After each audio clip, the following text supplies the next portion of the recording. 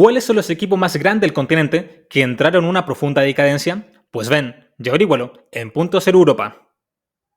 Bueno gente, sean todos bienvenidos al primer vídeo del canal, en donde como bien lo pueden apreciar, este canal va a estar dedicado enteramente a fútbol europeo, desde los equipos más grandes e históricos del continente hasta los más pequeños y modestos. Y claro, comenzamos toda esta nueva aventura con un tema realmente picante, ya que vamos a hablar de clubes realmente gigantes a nivel europeo, pero que en los últimos años no han brillado como a uno le gustaría que lo hicieran. Así que habiendo dicho esto, empecemos rápidamente con este vídeo.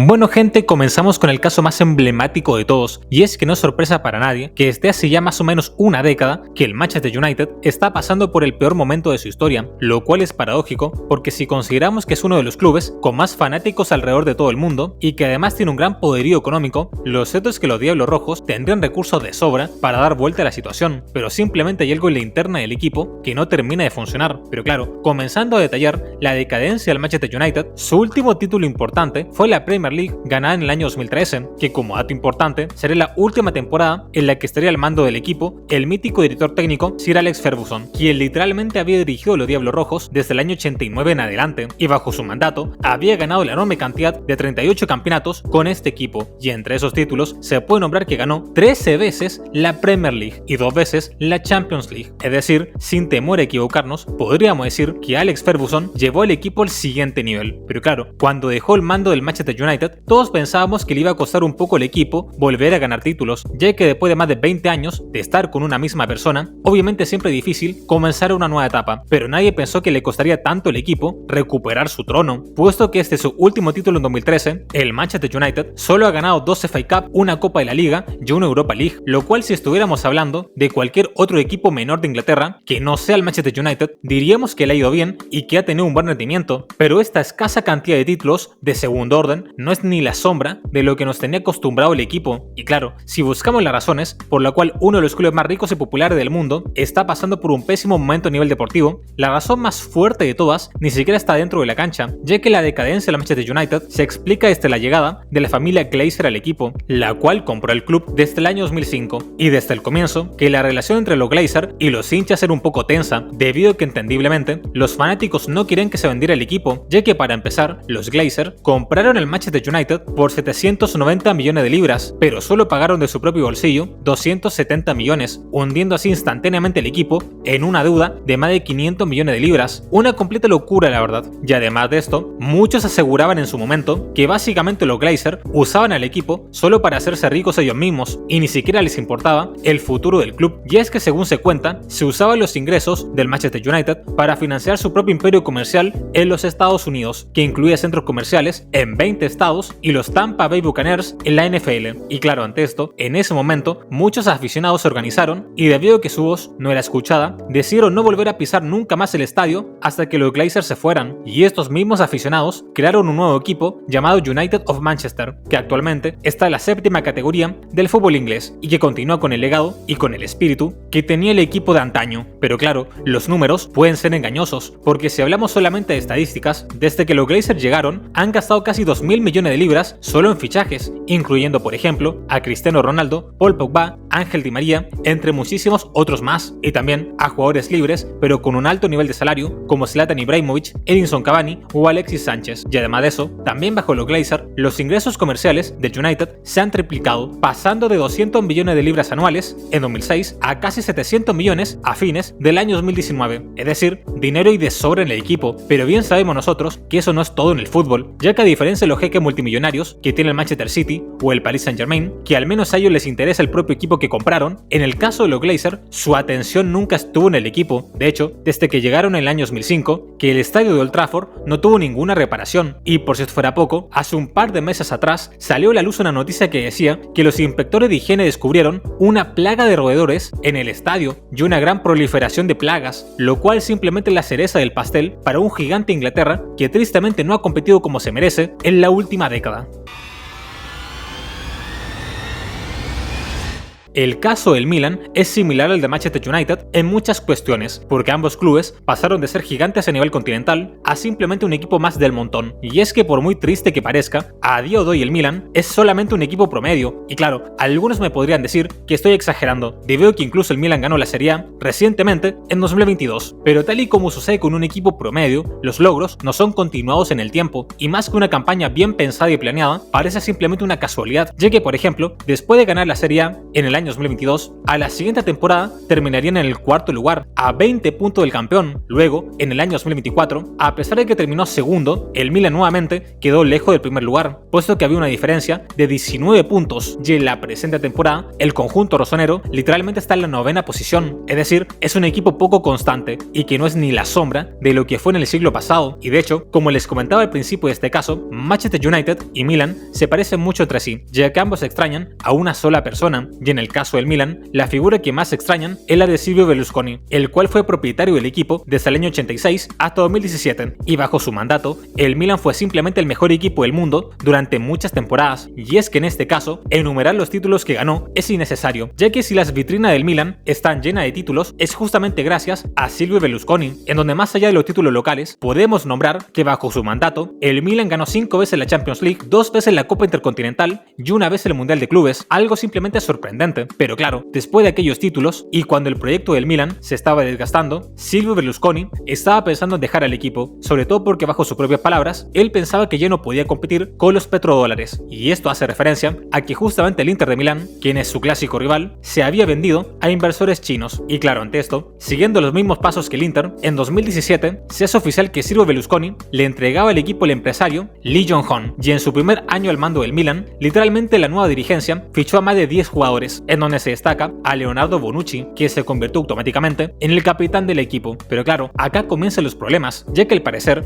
este nuevo empresario era bastante turbio y tenía poca solvencia económica, y al año siguiente justamente se destaparía este asunto, y con una gran crisis por delante, el Milan pasó a tener un nuevo dueño, que en este caso sería un fondo de inversión estadounidense, en donde el error principal radicaba en que por ahí Silvio Berlusconi no pensó en el Milan a la hora de hacer la venta y simplemente se dejó guiar por intereses personales, ya que lo vendió el mejor postor. Y claro, las inversiones anteriores de Lee Jong-hon devolvieron al equipo a competiciones europeas, pero también lo hundieron económicamente, con un balance en rojo de 145 millones de euros, debido a la disminución de las regalías por competencias, de los patrocinadores y de los ingresos económicos de los partidos en casa. Y actualmente el fondo de inversión estadounidense ha tratado de dar vuelta a la situación, pero a nivel deportivo, la cosa simplemente no era la de antes, en donde el Milan se transformó en un equipo más del montón, que de vez en cuando pelea por títulos, pero que en realidad ya no asusta a nadie.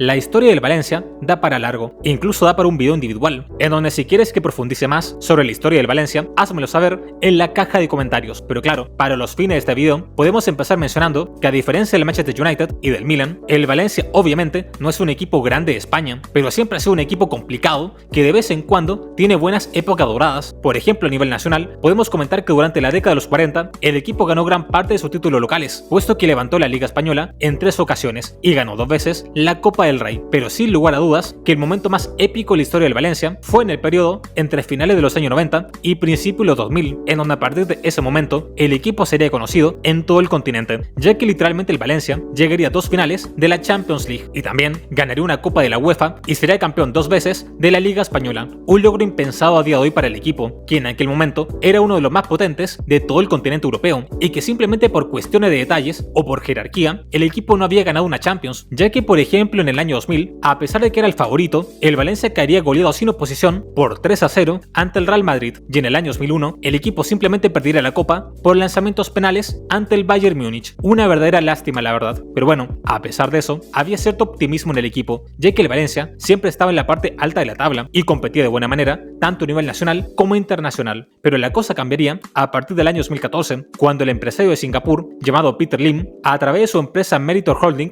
compra el 70% de las acciones del equipo, que posteriormente serían ampliadas a un 82% debido al aumento de capital para el año 2016. Y en realidad, gran parte de la decadencia actual del Valencia es culpa de este señor, pero les mentiría si les digo que es toda su responsabilidad, ya que entre 2004 y 2014, es decir, después de sus buenas campañas a nivel internacional y antes de que llegara Peter Lim, el Valencia contrajo una fuerte deuda, en parte gracias al señor Juan Soler, quien se hizo cargo del equipo durante aquel periodo, y viendo que el club había tenido éxitos recientes, decidió gastar dinero a lo grande, y además de presentar su futuro estadio, este nuevo presidente se gastó una millonada en nuevos fichajes, como Joaquín Sánchez, Morientes, Kluivert y David Villa, entre muchísimos otros más, que pese a su calidad individual, lamentablemente no tuvieron el mismo éxito que en los años anteriores. Y claro, como no habían podido recuperar la inversión que habían hecho, el equipo cayó en una profunda crisis económica, que incluso hizo suspender la construcción de su nuevo estadio, y es por eso que en un primer momento, la llegada de Peter Lim al Valencia fue casi una bendición, ya que el empresario de Singapur prometía resolver todas las deudas que tenía el equipo, pero lo cierto es que si el presidente anterior se gastó todo el dinero en fichajes, Peter Lim haría exactamente lo opuesto, y se iría al otro extremo, ya que a pesar de que su decisión tenía cierta lógica a nivel empresarial, lo cierto es que manejar un equipo de fútbol no es lo mismo que manejar una empresa, y claro, lo que hizo Peter Lim fue dejar de gastar dinero en fichajes para que la situación económica del equipo mejorara un poco, y obviamente en la mente de este señor era una idea buenísima, ya que es bastante coherente pensar que si tenemos deudas, lo lógico es no gastar, pero como dije anteriormente, Peter Lim se fue al otro extremo y parecía hasta tacaño por la poca cantidad de dinero que destinaba en fichajes, y no pensó que el fútbol es muy diferente al resto de empresas, ya que si no fichas jugadores no vas a ganar partidos y por ende no vas a ganar dinero, en donde Peter Lim ha transformado al Valencia en un equipo chico, es decir, que solo está hecho para vender jugadores y nada más, ya que desde 2020 en adelante que el dinero destinado a los fichajes es mínimo en el equipo. De hecho, solo se ha invertido un quinto de los ingresos del club en esta área, lo cual obviamente ha repercutido dentro de la cancha, debido a que el Valencia, desde el 2020 hasta la fecha, ha ganado solo el 28% de todos los partidos que ha jugado. Una completa locura, la verdad, en donde el equipo está más cerca de descender que de pelear por plazas europeas. Una administración simplemente nefasta, la de Peter Lim.